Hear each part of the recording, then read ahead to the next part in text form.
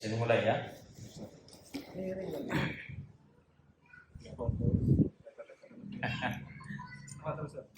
Bismillahirrahmanirrahim. Assalamualaikum warahmatullahi wabarakatuh. Alhamdulillahirabbil alamin wassalatu wassalamu ala Rasulillah wa ala alihi wa ashabihi wa wala. Wala haula wala quwwata illa billah. Wa ba'd. Baik, halo jami'an. Alhamdulillah kabar antum baik-baik saja. Siang hari ini alhamdulillah. Ini sebenarnya jadwal Ustaz Abu Gozi ya, cuman karena beliau safar. Jadi untuk ngisi waktu kosong kita, insyaallah kita akan membahas tentang pendidikan rumah tangga sesuai dengan Al-Quran dan Sunnah. Dan pertemuan terakhir kita sudah membahas masalah asbabut thalaq. Asbab at-thalaq yaitu sebab terjadinya perceraian. Ya, di pertemuan yang lalu sudah kita bahas di antara sebab terjadi perceraian apa saja itu. Yang pertama adalah rakus terhadap harta dan kedudukan. Yang kedua, pendidikan. Ya perbedaan usia yang sangat jauh. Nah, terutama kalau istrinya lebih tua daripada suaminya. Nah, ini harus banyak sabar. Kemudian yang ketiga, ya perbedaan strata pendidikan. Kemudian perbedaan tabiat, karakter, budaya itu apa namanya? Ngaruh ya. Itu mempengaruhi. Kebiasaan, adat istiadat itu mempengaruhi. Semama kayak adat orang Jawa dengan orang Madura agak berbeda, dengan orang luar Jawa itu pun berbeda. Maka terkadang itu yang menjadi sebab terjadinya perceraian. Itu semua bisa dikompromikan, alhamdulillah itu lebih bagus. Ya, kemudian yang keempat, suami terlalu sibuk sehingga lupa terhadap istrinya, sibuk kerja. Ya, kemudian yang kelima apa? Pengaruh buruk dari kerabat, tetangga, teman-teman, ya yang senantiasa mengajak kepada keburukan atau membisikkan. Makanya disebut dengan al-sarsarin. Al-sarsarin itu orang yang selalu membisikkan apa jelek-jelek terus. Wis, kamu kalau nggak betah sama suamimu, mending gini saja, cerai saja contohnya, atau minta cerai, atau mempengaruhi suaminya. Maka ini merupakan bentuk sebabnya. Kemudian yang keenam apa lagi? Suasana rumah yang buruk, ya, suasana rumah yang buruk. Kemudian yang ketujuh, belum. Lisan, ya, ucapan-ucapan yang tidak pantas dikeluarkan di antara suami istri. Sampai apa itu? Sampai 14 kan? Pertemuan yang lalu. Oke. Kita sudah sampai 14. Antum yang punya catatannya itu, ya yang ke-8 itu adalah perubahan kondisi dari mudah menjadi susah. Kemudian yang ke-9 bakhilnya suami dan borosnya istri. Yang ke-10 apa? Kondisi jasmani. Baik itu sakit, ya sakit lama bertahun-tahun, tidak wafat-wafat contohnya. Sedangkan suami istri ini harus sabar. Pokoknya kalau istri sakit, ujiannya bagi suami begitu. Kemudian yang ke-11 yaitu kurang peka. Mau laki-laki ataupun perempuan loh, harus peka ya. Tapi pekanya laki-laki perempuan beda. Kalau laki-laki itu tidak bisa pakai bahasa kode. Laki-laki itu makhluk, Bu, dengerin. Ya, laki-laki itu tidak bisa jadi makhluk pakai kode, itu tidak bisa. Kayaknya apa? Airnya habis. Oh ya, udah ya doang. Gitu. Kalau yang peka ya bagus. Ya. Tapi memang secara naluriah laki-laki seperti itu. Fokusnya laki-laki itu satu. Maka berusaha wanita untuk menjadi objek fokusnya suami. Itu baru wanita terbaik. Kemudian apa lagi? Yang ke-12, tidak belajar ilmu agama. Yang 13, cepat-cepat nikah. Padahal tidak punya visi misi dalam menikah. Ya. Jadi harus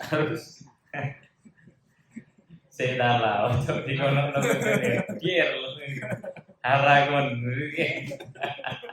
Entar malah ngedong nanti. Ya wis. Mental baca ya. Oke. Karena kajian keluarga seperti ini nih objeknya itu langsung jelas gitu. Kena nang konco dhewe karek dulit. Gitu. Oke, 14. Ya, tidak berusaha untuk bersolek baik suami kepada istri, istri kepada suami. Kemudian yang ke-15 ya.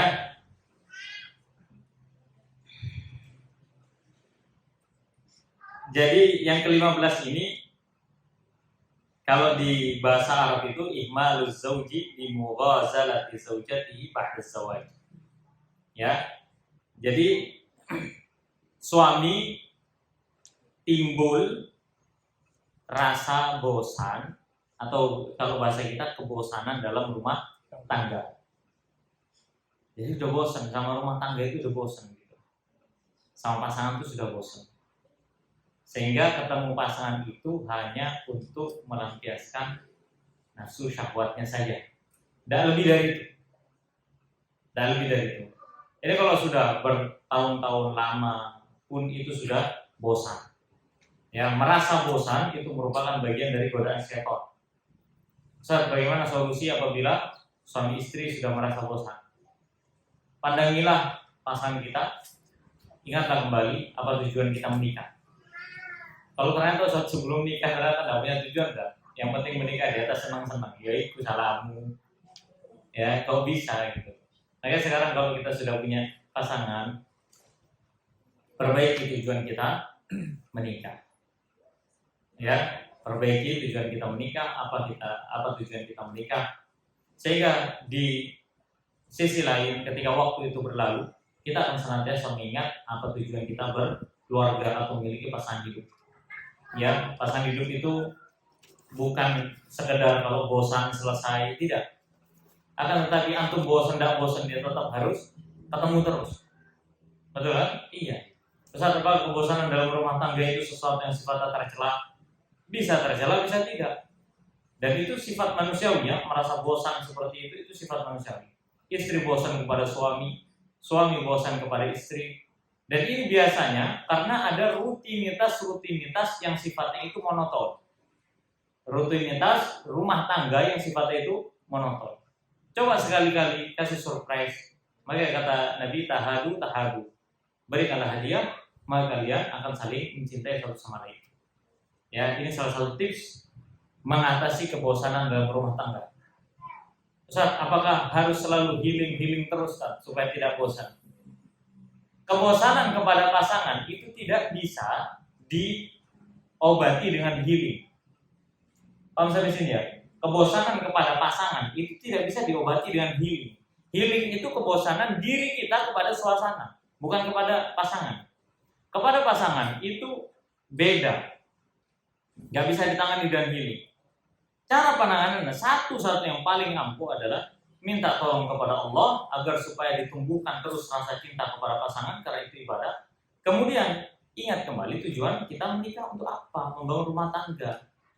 Ada hal-hal yang disepakati, ada hal-hal yang memang tidak disepakati. Perkara-perkara yang belum bisa disepakati, silakan atasi dan kepala dingin. Perkara-perkara yang bisa disepakati jalani dengan cara yang baik. Ya, silakan modifikasi apapun selama tidak menentang syariat, maka ini merupakan bagian dari solusinya. Kemudian yang ke-16, ya,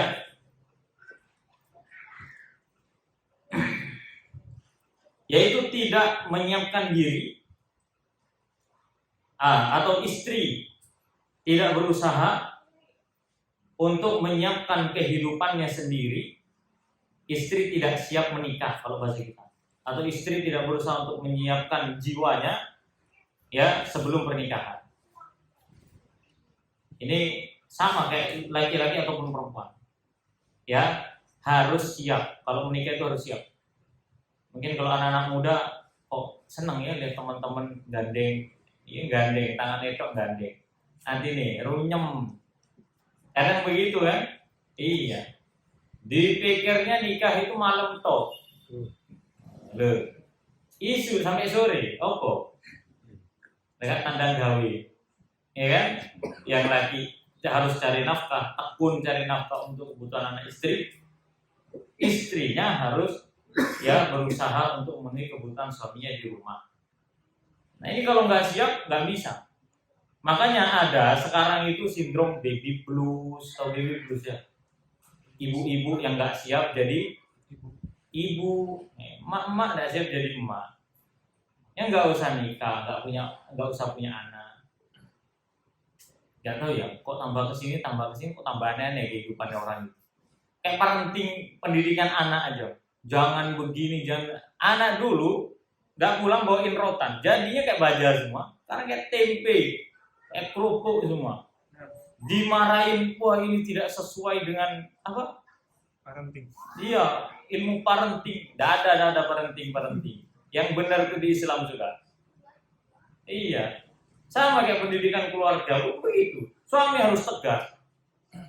Ya, suami harus tegas, harus siap menjadi suami. Perempuan harus siap menjadi istri. Kalau tidak siap, udah buyar aja sudah. Tidak usah lanjutkan rumah tangga, hidup sendiri-sendiri. Ya, ini sebuah perceraian ini.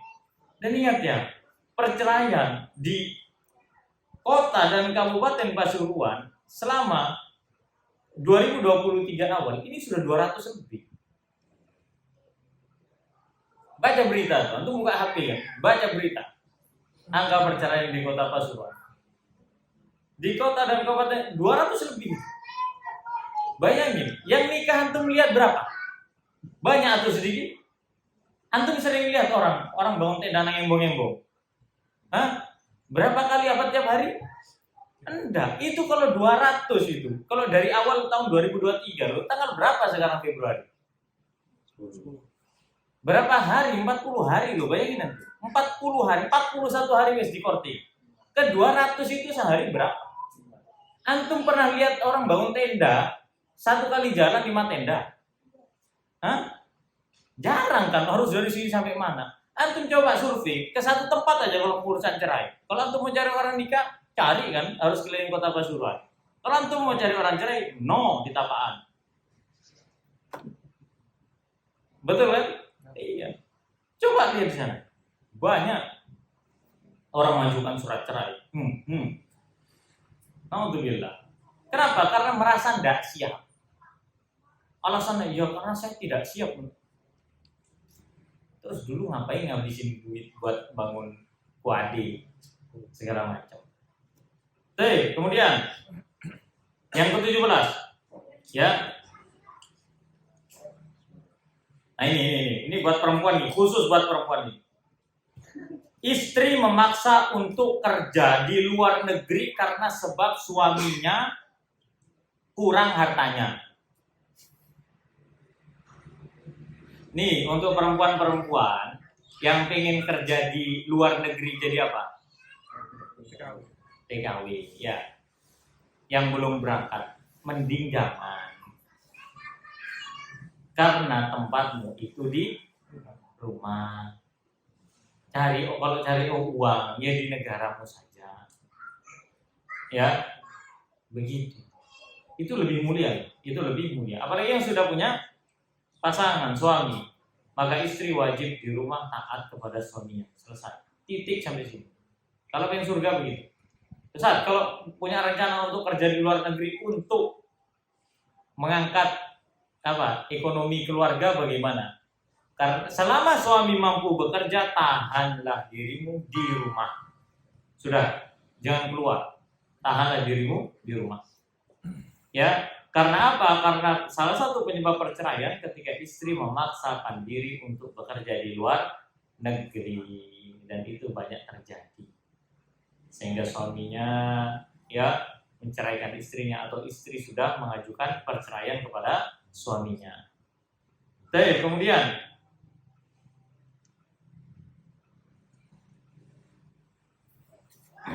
yang ke-18, inadul mar'ati allati tunaffiru rajul minha umuman.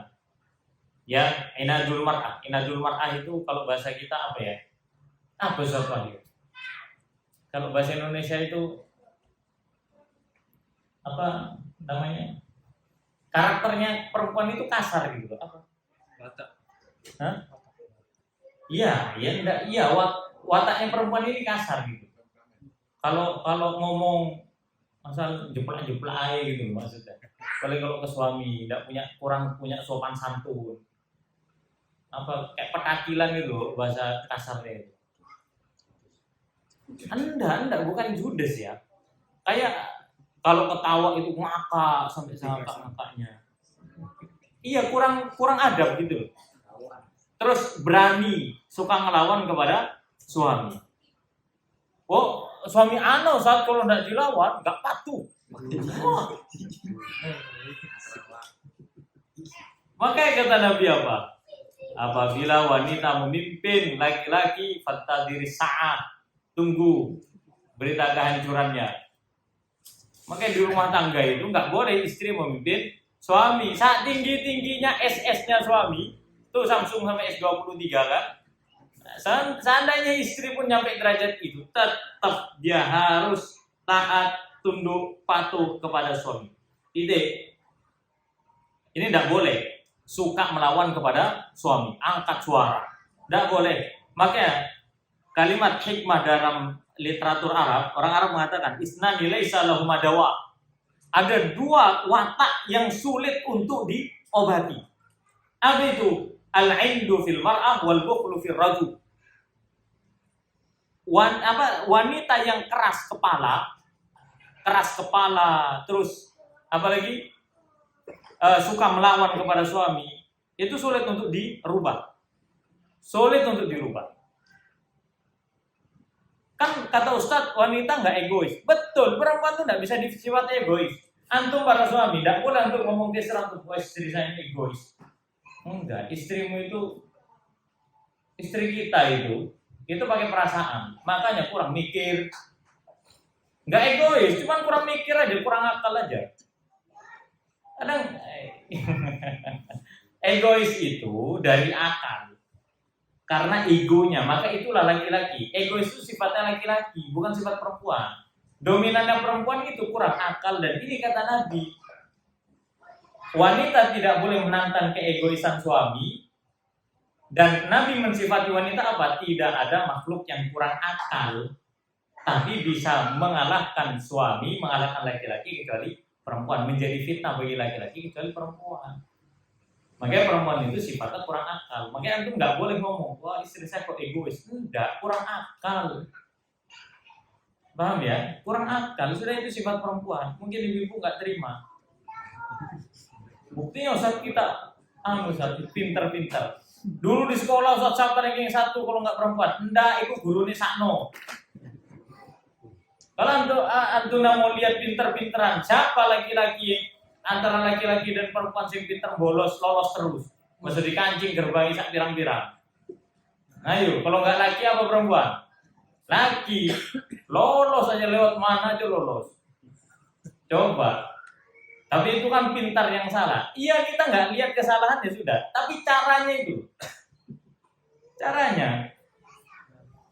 udah seperti itu. Memang Allah berikan akal laki-laki lebih sempurna daripada perempuan, makanya egois. Kalau perempuan itu perasaan lebih besar daripada akalnya, maka yang memiliki sifat kasih sayang, rahmah, kasih sayang yang tinggi kepada sesama daripada laki-laki. Makanya yang pertama yang sulit diobati adalah wanita yang suka melawan dan kebakilan laki-laki. Wah, kalau punya suami pelit itu luar biasa. Ya, kasihan istrinya. Antum lihat aja tuh kisahnya Abu Shib dulu itu. Antum lihat aja di YouTube itu. Abu Shib. Ejanya siapa Ustaz? Abu Ghazi. Antum lihat aja. Kemudian yang ke-19.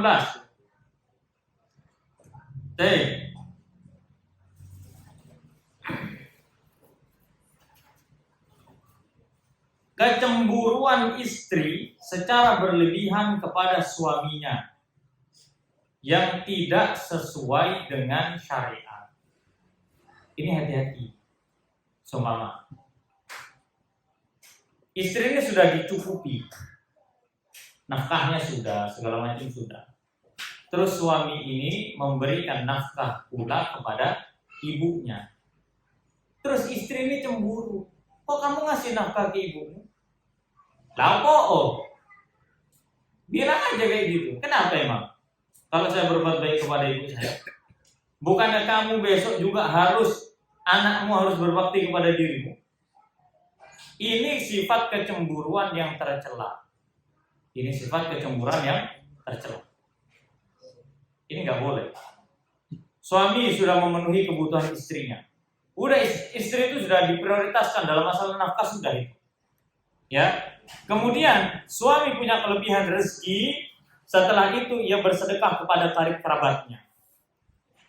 Karena karib kerabatnya miskin contohnya, saudaranya suami ini miskin contohnya, kemudian istri cemburu, maka ini merupakan kecemburuan yang tercela.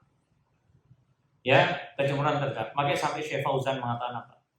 Apabila istrimu murka, cemburu kepadamu, kepada seorang suami, yang mana suaminya sudah mencukupi nafkahnya dan berbuat baik kepada ibunya, apa kata Syekh Fauzan? Pisahlah engkau dengannya, belilah rumah, tinggallah engkau dengan ibumu, tinggalkan istrimu. Coba. Di dunia ini siapa yang harus kita iman? Kalau seandainya bertabrakan dua orang ini. Ya lihat dulu saat mana yang benar, mana yang salah. Betul. Betul. Lihat dulu. Tapi kalau sekarang salah satu sumbernya adalah kecemburuan istri, ya, karena suaminya berbuat baik kepada ibunya, padahal istri sudah dipenuhi kecukupannya dan nafkahnya, maka ini kecemburuan yang tercela. Wanita seperti ini biasanya nanti akan menjadi penghalang bagi suami untuk berbuat kebaikan. Ya, Ana sangat salut sekali. Jadi ada rumah tangga itu luar biasa.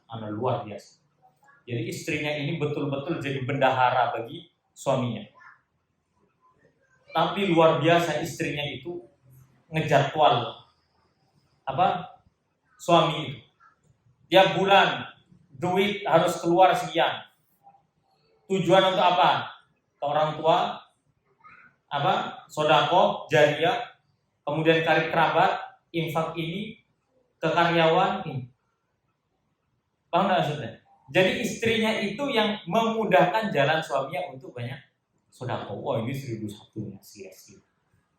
Kalau begitu antum bersyukur. Kalau istri mengingetin, Bang, Mas, ya sudah ngasih ke orang tua, bagus. Tapi kalau istri mau ngomong gini, kenapa kok ngasih lagi ke orang tua? Kenapa kok ngasih orang tua ndak ngomong-ngomong ke saya? Antum kasih ultimatum, sekali lagi kamu ngomong begini, kita selesai sampai sini. Ya. Bagaimana bisa dia akan menjadi ibu yang baik bagi anaknya, sedangkan ia menghalangi suaminya berbakti kepada kedua orang tuanya? Dan ingat ya, itu nanti akan berlaku kepada dirinya. Makanya para istri, kalau besok anak-anakmu, putra-putramu enggan untuk berbakti kepadamu, lihat kembali dirimu dulu kepada suamimu. Salah satu di antara dosa yang disegerakan oleh Allah di dunia adalah ketika istri menjadi penghalang kebaikan bagi suaminya. Antum tahu nggak? Ketika pasangan itu saling ta'awun saja, tapi kalau cara ta'awunnya itu salah, itu saja celaka dunia akhirat, betul nggak? Apalagi ini pasangan kita ini melakukan kebaikan, kok bukannya ta'awun malah jadi musuh. Nah ini, antum tahu Ummu Jamil? Ummu Jamil, istrinya Abu Lahab. Itu yang tukang ngomporin suaminya. Abu Lahab itu sih punya hati nurani sebenarnya. Karena apa? Karena Abu Lahab tahu ini ponakan saya sendiri. Antum mau nyakitin ponakan antum, tega benda? Tidak tega. Tapi karena Ummu Jamil, istri yang durhaka kepada Allah dan Rasulnya, dia yang mempengaruhi suaminya. Dan Abu Lahab ternyata penakut kepada istrinya. Makanya dikompori, ayo maju, ganggu itu Rasulullah, ganggu. Abu Lahab tidak mau. Ummu Jamil yang narok duri-duri di jalannya Nabi supaya Nabi itu celaka. Ummu Jamil yang ngompor-ngomporin orang supaya musuhin Nabi. Bayangkan itu. Celaka dunia akhiratnya. Celaka, turun langsung. Surah Al-Lahab. Makanya hati-hati. Kalau punya pasangan, sudah bisa berbuat kebaikan.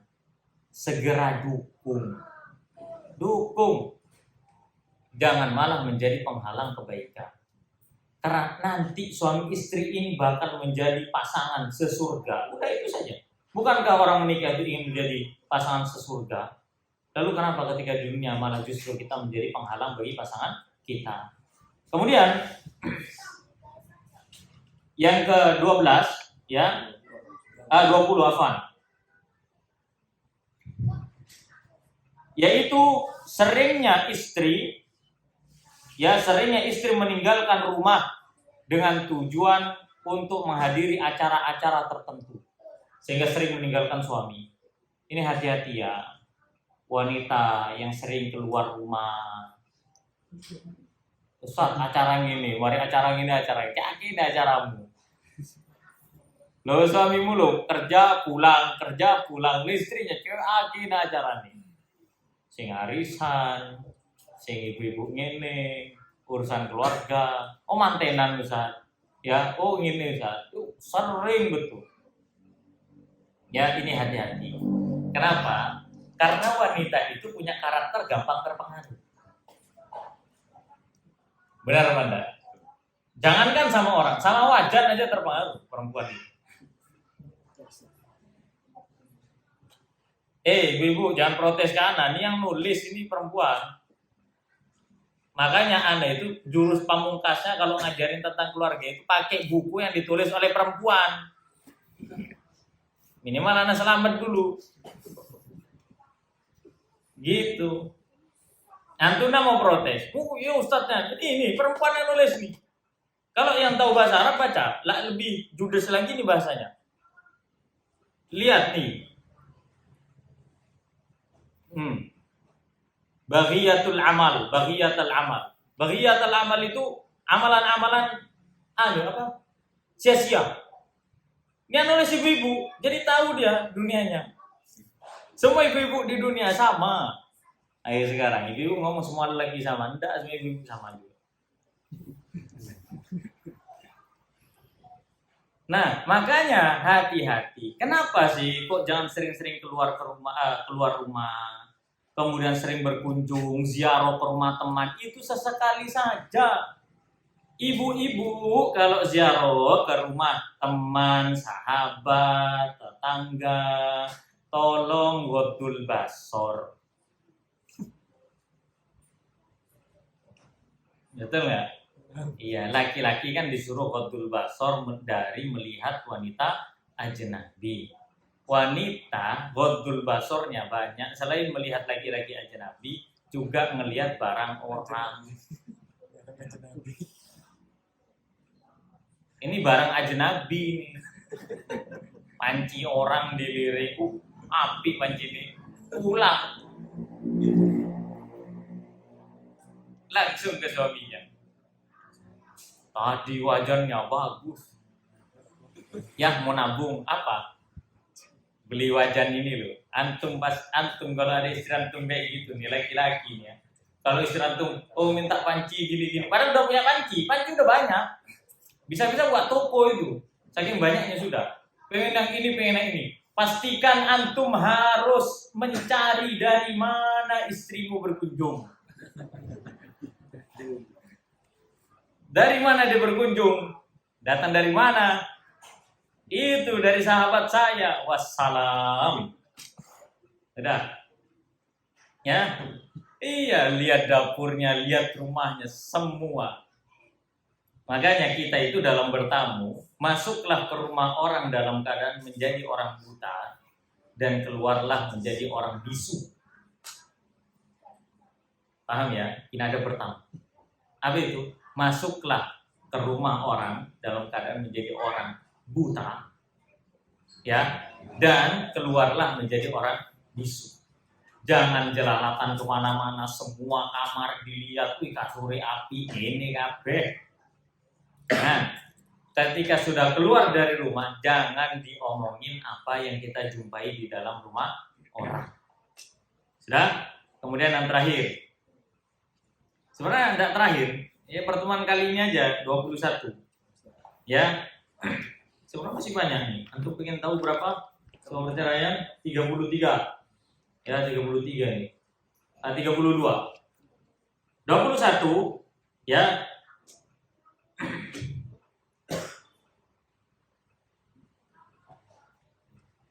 Nah, wanita bekerja di luar rumah dengan keinginan sendiri tanpa disetujui oleh suami sehingga menelantarkan kewajiban di rumah tangganya.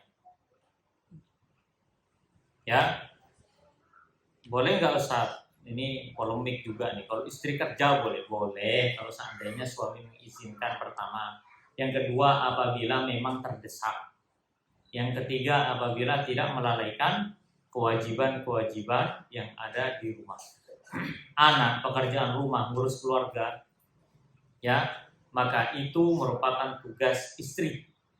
Dan istri tidak boleh keluar rumah tanpa seizin suami. Kemudian pesan dalam masalah ini, wahai para suami juga, apabila engkau telah mengizinkan istrimu bekerja, maka pasti ada konsekuensi yang harus kau tanggung. Ya, dan kalau antum sudah menentukan pilihan antum, mengizinkan antum istri antum bekerja contohnya, maka bersabar dari hal-hal yang kurang nantinya. Seperti anak mungkin kurang terurus, rumah mungkin kurang. Ya gimana caranya antum berkompromi dan cari solusi. Gimana Ustaz? Ya sudah, salah satunya bisa cari bantu khadim atau khadimah. Tadi pembantu yang bisa membantu pekerjaan istri antum di rumah. Karena hakikatnya ketika seorang wanita telah meninggalkan rumahnya, maka ia sedang meninggalkan istana terbaiknya.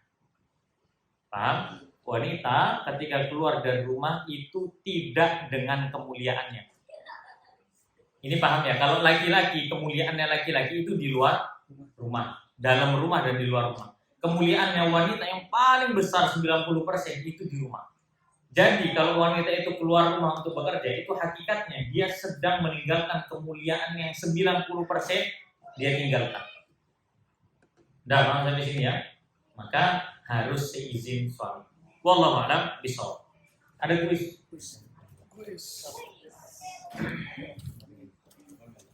Oke. Ikhwan umum. Yang umum dulu, ayo. Ini nggak ada tanya jawab kan? Nggak ada kan? Udahlah, nggak usah antum nanya sudah. Oh, mungkin ibu-ibunya nanti aja ya, kuis aja dulu. Nanti kalau mau nanya ya nanya aja. Oh iya, waktu makan kalau seandainya mau bertanya silakan bertanya. Oke, untuk ikhwan yang umum. Siap-siap, saya mau ditanya. Yang selain karyawan.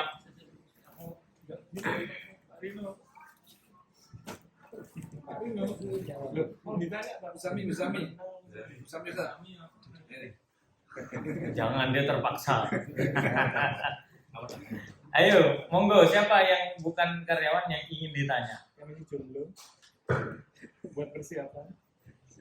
Kenapa takut sekali rasanya? Ayo.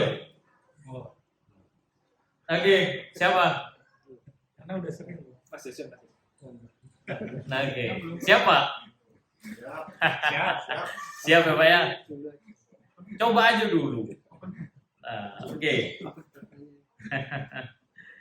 Sebutkan 2 sifat yang sulit untuk diobati. Yang kita sebutkan tadi. Enggak, bukan. Oh, keras kepala. Pada Istri. Pada perempuan. Keras kepala. Istri yang keras kepala, terus wah gagal nih, separuh nih hadiahnya. Wah malah jawab antum. Nanti dulu pertanyaannya beda. Oh nggak apa-apa ya sudah, ayo monggo. Kaget mang. Istri yang keras kepala sama suami yang bakhil. Oke, istri yang keras kepala dan suami yang bakhil. Berat ini. Mana? Akhwat umum. Oke, akhwat umum non karyawati. Bukan karyawati. Siap ya? Oke. Pertanyaannya adalah, pokoknya yang siap ditanya itu pegang mic-nya dulu. Jangan nanti pas rebutan mic, tiba-tiba kelepas aja kepala mic sama baterainya. Oke. Sebutkan 2 hal yang harus dihindari oleh wanita supaya tidak terjadi perceraian yang sudah kita sebutkan. Apa saja? Atau 2 perkara yang dilakukan oleh wanita yang dapat menyebabkan perceraian. Apa, Bu?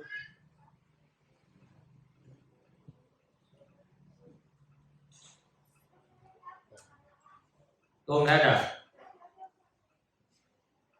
Nggak ada kan? Ya, tafadhali.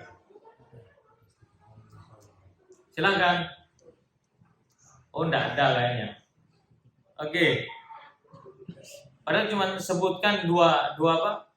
2 poin dari perbuatan perempuan yang istri yang dapat menyebabkan perceraian. Apa saja? Yang pertama, istri memaksa untuk bekerja di luar negeri karena suami tidak mampu.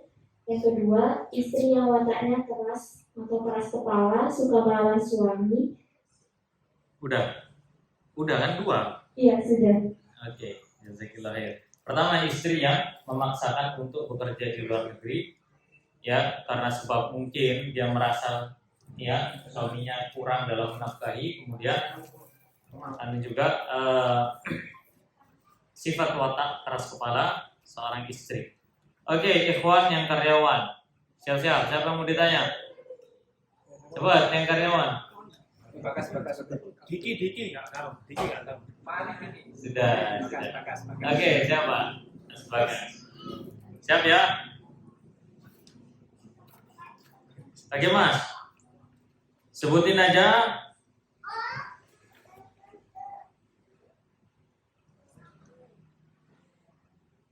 salah satu sifat yang banyak terjadi dan keluhan ini sering muncul setelah pernikahan.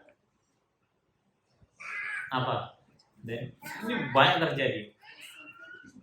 Bahkan kita sebutkan tadi angka perceraiannya. Apa itu?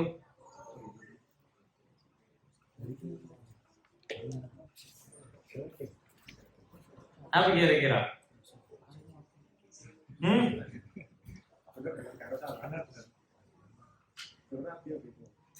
Apa?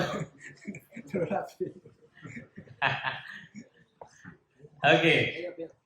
Udah sebutin aja satu sifat yang sampai tulis di situ ya, yang dapat mempengaruhi pernikahan. Timbulnya rasa bosan. Ya, gimana cara ngatasi bosan? Menikah itu belum. Ya kan harus sedia payung sebelum hujan.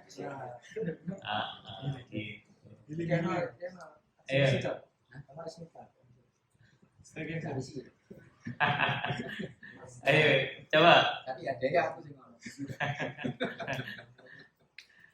Ayo, bagaimana cara mengatasi kebosanan? Satu aja, yaitu mengingat kembali tujuan pernikahan. Oke, bisa mulai. Siapa lagi? Akhwat karyawan. Oke. Nah, sudah ini ya terakhir ya. Oke. Untuk yang perempuan karyawan, sebutkan poin ke 16 dan ke 20. Ayo untuk yang ke-16 tidak menyiapkan diri atau istri tidak berusaha menyiapkan diri atau istri tidak siap menikah. Yang ke-20 sering 20 seringnya istri meninggalkan rumah dengan tujuan menghadiri acara-acara tertentu dan meninggalkan suaminya. Oke. Ini jazakillah khair atas jawabannya. Oke, yang bisa kita sampaikan di siang hari ini ya, untuk tanya jawab ini nggak tahu tanya jawab nggak ada kan antum kan? Yang ikhwan ada tanya jawab dan antum? Nggak ada ya. Kalau perempuan enggak ya, insyaallah ya. Jawab pakai pertanyaannya. Tanya kakek jadi 7. Ya, oke. Jazakillah khair, jazakumullah khair atas semuanya. Ya, waktu dan tempatnya semoga apa yang kita dapatkan saat ini menjadi ilmu manfaat dan memudahkan kita dalam mendidik rumah tangga kita di atas Al-Quran dan Sunnah. Wallahu a'lam bishawab. Subhanakallahumma rabbana wa bihamdika, asyhadu an la ilaha illa anta, astaghfiruka wa atubu ilaik. Wassalamualaikum warahmatullahi wabarakatuh. Waalaikumsalam warahmatullahi wabarakatuh.